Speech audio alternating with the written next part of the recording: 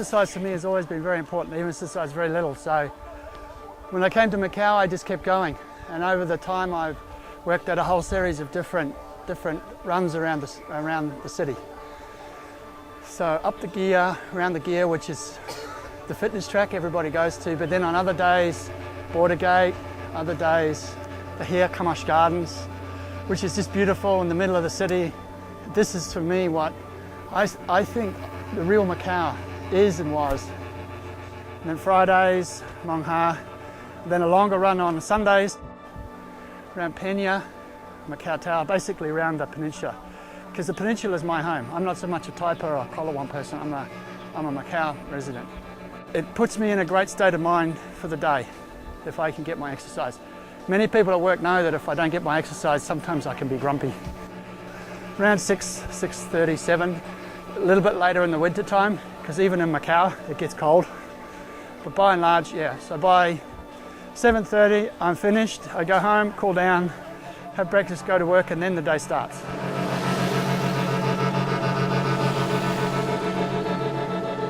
啱啱咧就返完夜更啦，咁琴晚就11點返工，咁而家咧就7點鐘就放工，咁返到屋企而家就8點鐘咯，咁返咗一個夜晚其實會好攰啦。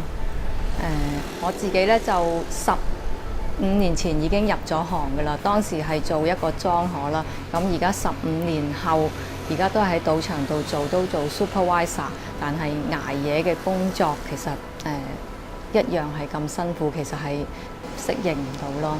咁我夜晚嘅工作會令到我成日都見唔到我屋企人啦。咁譬如呢段時間咁返到嚟正常我就已經好攰，沖涼要瞓覺啦。咁我屋企人就啱啱好呢段時間就起身做嘢喎。咁所以輪到佢哋要瞓覺嘅時候，我就起身返工，咁成日就都係咁樣重複，會同屋企人嘅關係會係冇咁好咯。因為大家見面嘅機會唔係咁多，佢哋會成日都見到我返嚟，點解就係瞓覺嘅咧咁。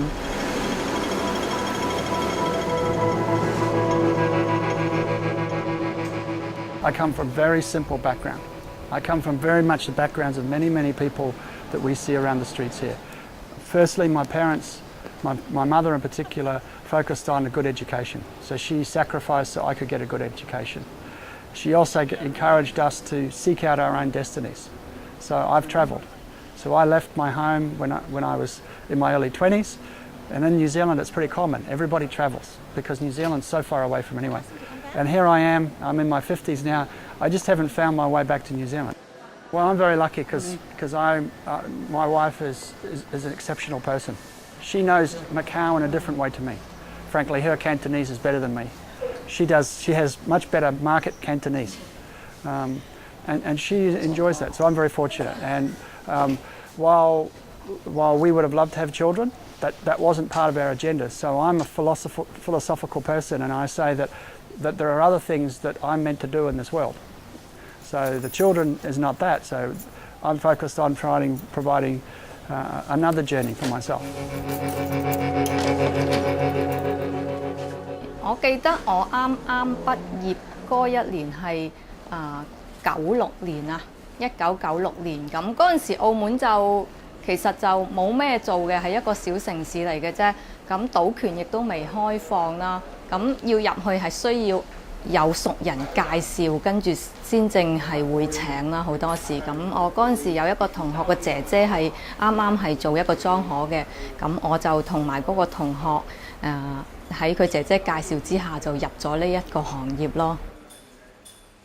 當時嘅薪酬係比較高嘅，大概係點講呢？我啲同學譬如入去銀行做都叫做高薪㗎啦，當時銀行嘅工都係出面嘅做一個文員3000蚊啦。我記得當時如果喺銀行度做4500，但係如果做一個莊荷，一個最初級嘅莊荷都有12000蚊。咁我最高薪嘅係去到2萬蚊嘅。咁當時呢一個行業係比較叫做高薪同埋嘅行業啦。咁係好難得可以入到嘅。We all have to accept that what's happened in Macau was really much more than could ever have been expected. And as a result of that, it's put a lot more pressure on Macau, on the infrastructure. So it's easy to criticise people, and it's easy to criticise the government. And like everybody has to accept some level of the responsibility for some of the issues. Collaboratively, we're going to have to work it out together. It's not one person's responsibility. So we are the gaming operators, we need to be part of the process. The government obviously is always at the middle of that process. We also need to understand what the people's expectations are. And we're not going to make everybody happy. Life is like that. There's some people gain more than others. 點解翻夜即係點解成一定要從事呢份工作呢？咁澳門主要嘅行業就係賭場啊，大家都知道啦，東方拉斯維加斯啊嘛。咁呢個龍頭行業真係需要好多人喺處做嘢咯。咁中唔中意呢份工啊？其實唔可以話中唔中意咯，係必須要做呢份工咯。因為而家澳門嘅經濟咧實在太嗰個生活指數太高啦。如果唔做呢一份工，我諗喺澳門好難生活咯。應該話生存先啱啊！要喺澳門生存就做呢一份工係必須㗎啦。Para alguns é uma questão de sobrevivência, mas o setor do jogo significa bem mais do que isso. Basta olhar para os números que preenchem a história dos últimos 15 anos. Em 1999 existiam 11 casinos, todos pertencentes à Sociedade de Turismo e Diversões de Macau. Hoje são 35, distribuídos por 3 concessionárias e outras tantas subconcessionárias.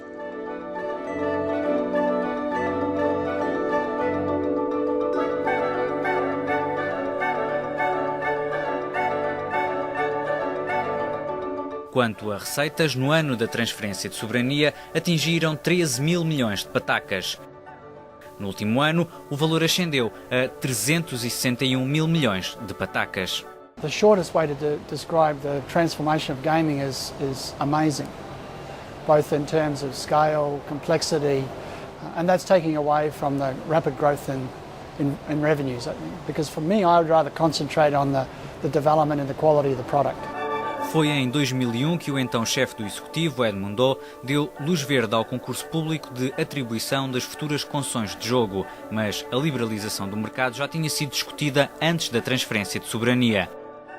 Em 1986, a Assembleia Legislativa chegou mesmo a aprovar uma lei que limitava a 3 o número máximo de licenças a conceder. Ainda assim, o monopólio de Stanley só terminou no papel em 2002. Março e junho. Foi nestes 2 meses que o governo e as 3 novas concessionárias assinaram contrato, mas para dezembro do mesmo ano estava reservado um novo capítulo na curta história da liberalização. O contrato de concessão da Galaxy foi alterado, permitindo à Venetian explorar jogos de fortuna ao azar mediante subconcessão, algo que não estava previsto e tem provocado polémica. Ora, tanto a SJM como a WIN não quiseram ficar para trás e as duas empresas acabaram por assinar contratos de subconcessão, SJM com a MGM em 2005 e a WIN com a Melco em 2006. Mas recuemos até aos primeiros tempos, depois da liberalização. As novas operadoras começam a apresentar os planos dos empreendimentos e em pouco tempo arrancaram as primeiras obras. Well, 2003 is really when the new companies started to be formed in Macau and people started to come to Macau. And it was obviously led off then with the Sands. They moved quickly and they opened the Sands Macau, and from that day forward I think we all reset our expectations and, more importantly, the opportunities that this opening up of the gaming market could bring to Macau.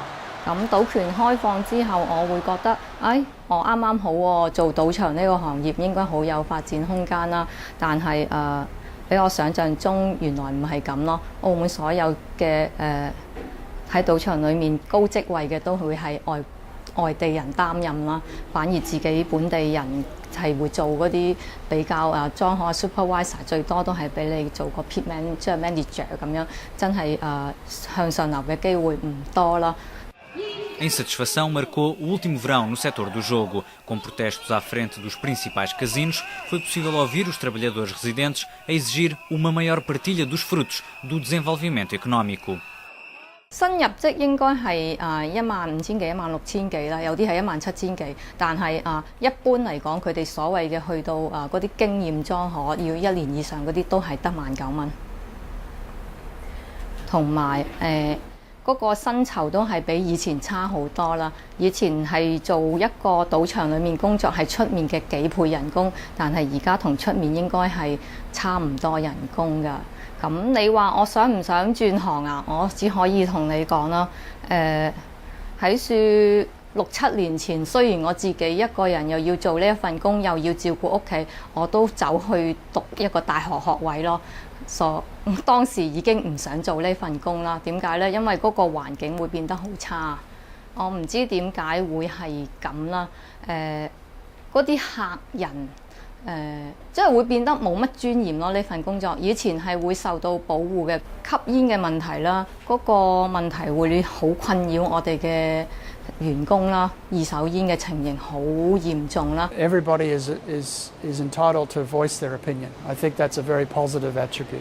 There's no question that when the team sees how much money the government is making and the gaming concessions making, and they see inflation rising, then that puts pressure on everybody. Now, clearly, for businesses, we need to balance up all of those requirements because at the moment it's a relatively small group of people in one area of the business who are raising issues. I, as the leader of this organisation, have responsibility for all of the team members. And what seems to be a relatively small change in one area of the business, when you multiply it by 6, 10, 20,000 people, becomes significant. And what we need to be careful is to ensure that we don't damage ourselves. You know, I think all of the gaming companies have had payroll increases in both salaries and benefits and many other things in the orders of 15 to 18% over the last several years. One of the other things I'm also mindful about is we in the gaming industry can't destabilise the rest of the economics of Macau. Yes, we may pay, but what does that do to the small and medium-sized businesses? That just simply may mean that more of the people leave the small and medium-sized businesses and come to the bigger gaming companies. So I think it's a very complicated issue, but we need to listen to our people. We need to actively engage. People need to be part of the processes, and we need to be fair. 嗰間公司仲係比較民主嘅，因為我哋係一啲外資嘅公司啦。咁對於只要我返工係做返我自己應該做嘅嘢，我嘅職位嘅嘢，咁到而家公司都未有任何嘅壓力俾我，同我講即係會有呢方面嘅壓力俾到我咯。但係據我所知，其他嘅博企係俾好多壓力俾員工呢方面嘅啦，即係都不停係有一啲壓力同埋有一啲警告同佢哋講唔可以去參加我哋嘅團體咯。甚至乎而家有公司會召見佢哋嘅員工，同佢哋講唔可以叫佢哋唔可以出嚟參加遊行或者集會咯。如果唔係公司或者會揾佢哋傾偈或者係呢方面嘅壓力咯。Chloe Shaw tem estado na linha da frente dos protestos. Divorciada e mãe de 2 filhas, é a secretária-geral da Forefront of the Macau Gaming, a associação de trabalhadores do jogo por detrás das mais recentes manifestações. A trabalhar há cerca de 18 anos no setor, ainda tentou apostar tudo numa outra área profissional. 我自己喺度psycho，即係心理學嘅。咁我自己讀完出嚟，咁我啲同學或者我自己都好啦。如果想入呢個行業，原來亦都係好難嘅。衛生局嗰邊會同你講，你要去我哋認可嘅醫院嗰度實習半年。所謂認可係一定要我哋澳門嗰2間大醫院咯。咁就算我哋係去咗第2度喺外地一啲好大型嘅醫院係國家級嘅醫院實習完，佢都原來都係唔承認嘅。但係點先可以入到去實習呢？亦都係冇呢一個途徑嘅咯。咁我真係唔知道澳門有咩發展空間。同埋據我所知，而家澳門係差唔多有10萬人係從事喺賭場相關行業嘅，即係每一個家庭會有一個人咯。咁呢個比例嘅話，我諗澳門可以有其他發展空間嘅。如果唔改變呢一個模式嘅話，咁其實澳門人真係冇乜發展空間咯。The gaming is what we have. That is a given. The notion that will in some way reduce, I think, is probably unrealistic. But what I do accept, and what I think everyone accepts, is that we need to put more energies into the non-gaming components of our facilities. 咁賭場裡面，我諗我啲仔女如果再係咁，都只不過係入賭場嗰度做咯，完全係冇一個發展嘅空間啦。就算我自己啲同事好多都好努力，會去讀一啲 course 啊。咁譬如讀完，我見佢哋有好多係讀完一啲，甚至乎讀完醫啊，或者係讀完其他咩機場管理啊，根本就係冇一個發展空間可以俾到佢哋做嗰個行業，都係入嚟賭場度做咯，又係做一個派牌嘅莊荷。In my view, Macau is already diversified. The first port of diversification for Macau was actually seen to be potentially a risk. So when Macau returned to China, the garment industry was affected because China was part of the World Trade Organization, which then brought the decision from the government to diversify gaming, move away from a monopoly operator to a number of operators, which was a very bold move, very powerful and important part of diversification because it introduced competition. So that's sort of the second phase of diversification. The third phase of diversification has obviously been with the support of the central government, when all of a sudden we were opened up and had the opportunity to have a lot more visitors coming into Macau. So we've seen a series of diversification. So firstly we diversified our economy, then we diversified our gaming operations, then we diversified our customers, and having diversified the customers, now we can really start focusing on diversifying our revenue and our products. Clearly hospitality, clearly food and beverage, clearly meetings industry, and other entertainment opportunities. O peso do jogo está à vista. De acordo com os últimos dados oficiais, corresponde a mais de 80% da receita pública. Com a força do setor, a taxa de desemprego caiu a pique. Em 1999 estava quase nos 7%. Hoje fixa-se abaixo dos 2%. O setor do comércio a retalho, assim como a indústria hoteleira e de restauração, também ganharam nova força com o desenvolvimento do setor. Tudo graças ao número de visitantes que todos os anos chega a Macau. Só no ano passado foram quase 30 milhões. Em 1999 entraram cerca de 7 milhões e meio. I think the obvious one for most people who live in Macau is simply the notion of traffic, the transportation issues. We've always wanted to have more visitors come to Macau, but in having more visitors, they have to be able to move around Macau. And if you have more visitors coming to Macau, you need more people to serve those people in Macau, so we actually have to bring more workers to Macau. So I think the big challenge with that is that the consequence should have been anticipated, but I think that we didn't. I don't think that we really were able or perceived that what we needed to do to build the infrastructure to support that. I think we clearly need to study and understand what is the capacity of Macau, what is the right balance. But it starts not from putting limits, it starts putting on, well, what is the quality of the experience? The notion of suggesting that we should put caps, that we should put restrictions on many things, they seem easy. But when you look at it in hindsight, when you look back, you normally find in most countries where they've tried to do that it actually works against the destination. 回歸之前係一個休閒城市咯，一個小城市咯，係我最中意嘅地方咯。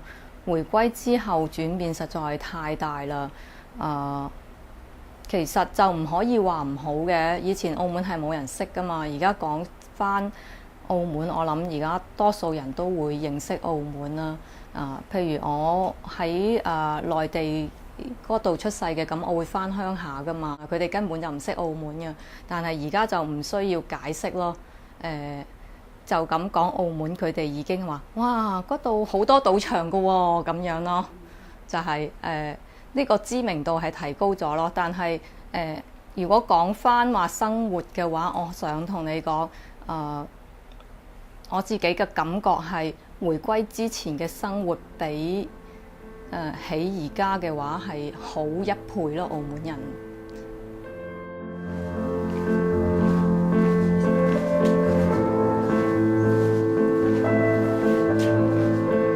開始賭啊，我記得就都有廿年鬆啲啦。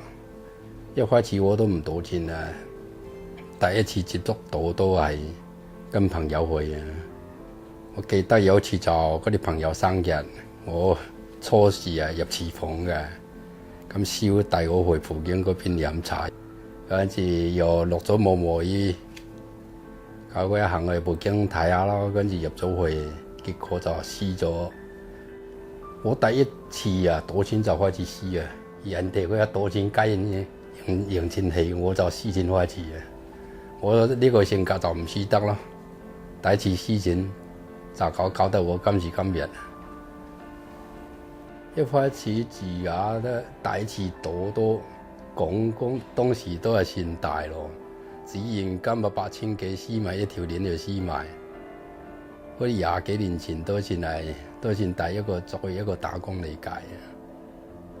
即係因為賭到而家我都輸到好多啦，嗰啲樓都輸咗成2-3層啦。但係一生嗰啲喺澳門做咁多年，嗰啲儲蓄啊嗰啲都輸晒，都要爭人哋錢，輸埋屋企錢。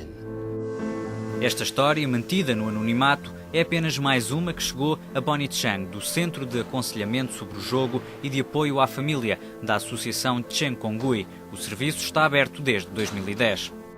咁其實主要嘅服務咧都係針對翻即係賭徒同埋佢哋嘅家人為主嘅，咁所以就即係針對佢哋，我哋都有好多唔同種類嘅服務啦，包括咗譬如熱線嘅輔導啦、個案嘅輔導啦、一啲復康性嘅小組啦，同埋好多一啲關於年青人啊或者博彩從業員嘅一啲預防性嘅發展性嘅服務為主嚇。咁而家目前嚟講，其實成個中心我哋有超過14個嘅輔導員係即係針對翻呢一個服務嚟到去做一啲專業嘅輔導。咁另外就係其餘大概有7至8位係做一啲嘅預防性嘅工作為主咯。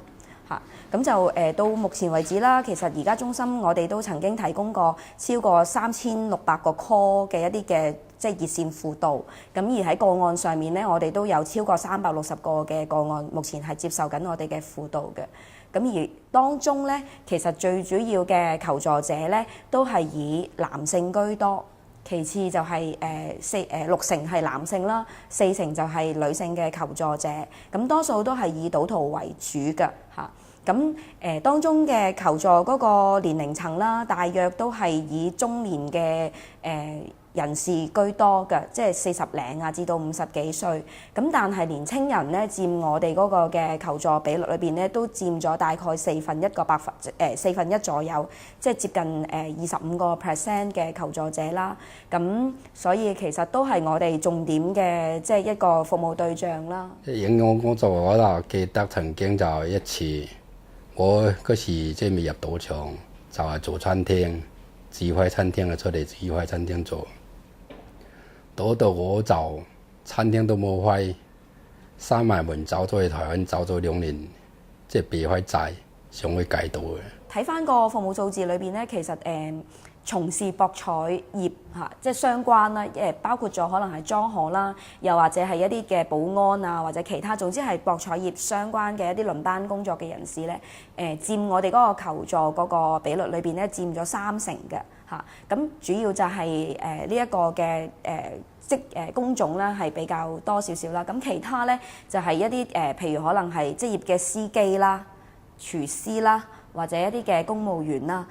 又或者我哋都睇到有啲係其實冇職業嘅嚇，自己係家庭主婦嘅，咁亦都有呢一個即係人士存在嚇。咁婦女咧，佢哋嗰個賭博嘅情況咧，值得我哋關心一樣嘢就係其實女性嘅賭徒其實唔算低嘅，相比起香港嚇。香港咧佢係大概8:2，即係男係8，女係2成咁樣。但係澳門咧就以我哋而家目前嗰個數字就係6:4，咁其實係即係相對嚟講係。之前我都有曾經係玩過嗰啲社工啊，玩咧其他戒賭機構，但結果都唔成功啦。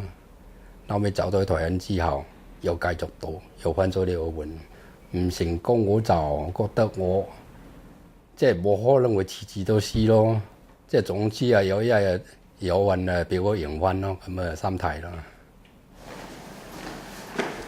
其實都係會㗎，因為其實呢一份即係其實幫佢哋去面對佢哋個戒賭咧，其實都唔係一朝一夕嘅問題，好多時候咧要花好長嘅時間咧嚟到去幫佢哋或者陪佢哋行過呢條戒賭路。咁而且有陣時咧好多突發嘅事情發生，你知即係戒賭唔係淨係純粹戒賭㗎嘛，其實牽涉背後係有金錢啊或者欠債。我呢度就4年前過嚟呢度。咁我都自己根本就想戒，要戒到好多次啦，都冇辦法去戒到。我只要真係揾嗰啲戒賭中心嚟幫我協助啊，處理嗰啲問題咯。有時心情唔好或者咩其他事都冇人傾訴咯。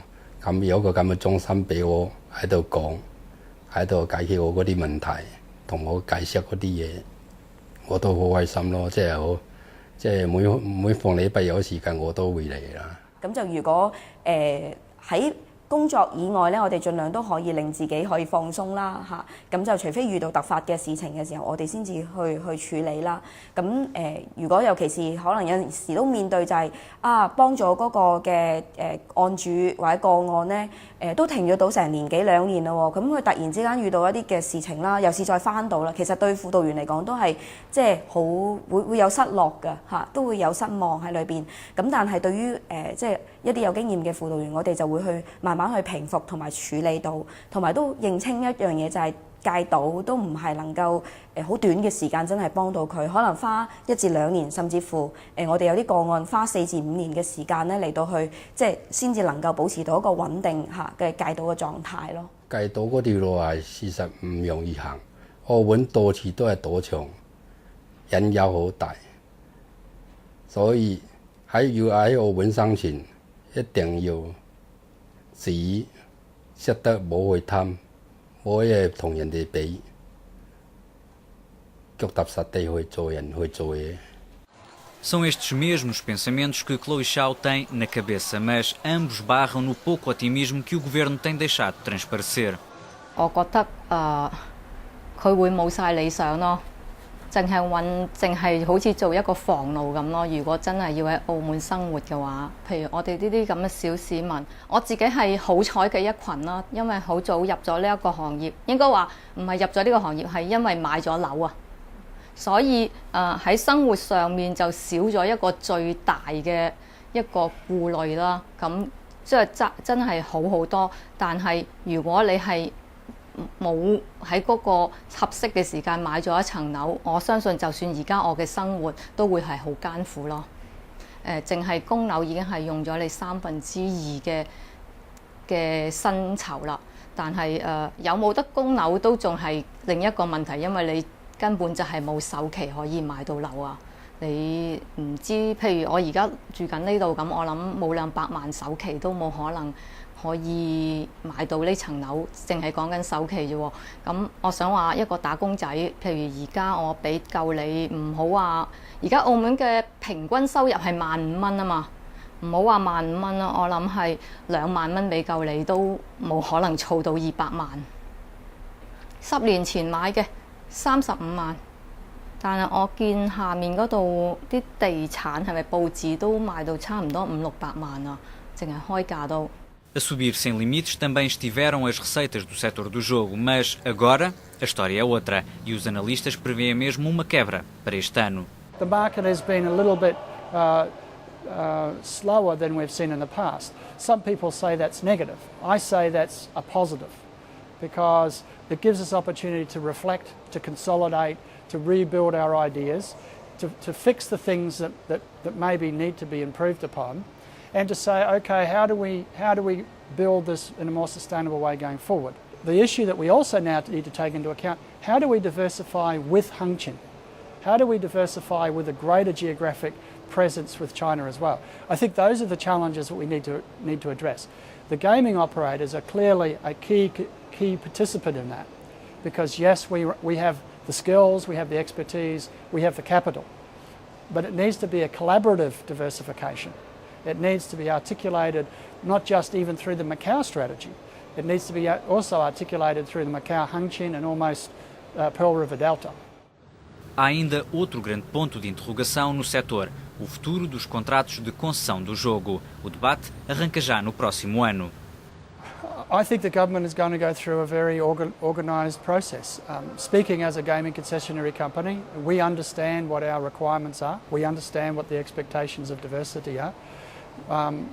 From our perspective, we will consciously execute our strategies, which we think are consistent with the plans from the government, and we would be therefore hopeful that at the end of that the government would renew our concessions. I think one of the key issues for the government is to not cause any instability. Isso poderá querer dizer que as 6 operadoras vão se manter no mercado, com a diferença de que deixam de existir subconcessionárias, uma pedra no sapato desde 2002.